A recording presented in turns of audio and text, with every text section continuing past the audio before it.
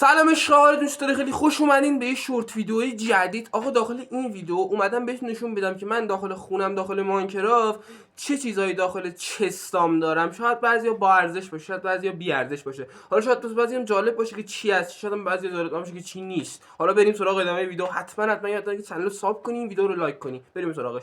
لایک کردی؟ بریم. اینم زنگ میریم داخل در باز میکنیم. یه دونه چس اینجا گذاشتم. این چس مخصوص مسیرهای پیککس های دایموندی، شمشیرهای دایموندی، طلا، آیرونی و ایناست. این از این داخل اتاق خواب میدونه تخت خواب اینجا داره. یه دونه چس اینجا گذاشتم واسه وسایل های دایموند و امرالد و نمیدونم آیرون و اینا. حالا اینجا که بریم بیرون میریم طبقه بالای خونم. طبقه بالای خونم این نردبون گذاشتم که اینجوری میره بالا. یه دونه در داره، باز می‌کنی. یه دونه کرافینگ تیبل از این اوزاگاز، اینم نمیدونم چیه. این چه نمیدونمه. یه 4 تا دو تا ویلیزر بهم حمله کردن، کشتمشون. از این تیکمونا اینجوری داشتن، نمیدونم چی بود. ولی از اون یه دونه معجون، این دو تا معجون ازشون گرفتم، بعد پرتمشون هم این بود. اینام نمیدونم چیه راستی. هر کی میدونه تو قسمت کامنت ها برام بنویسه.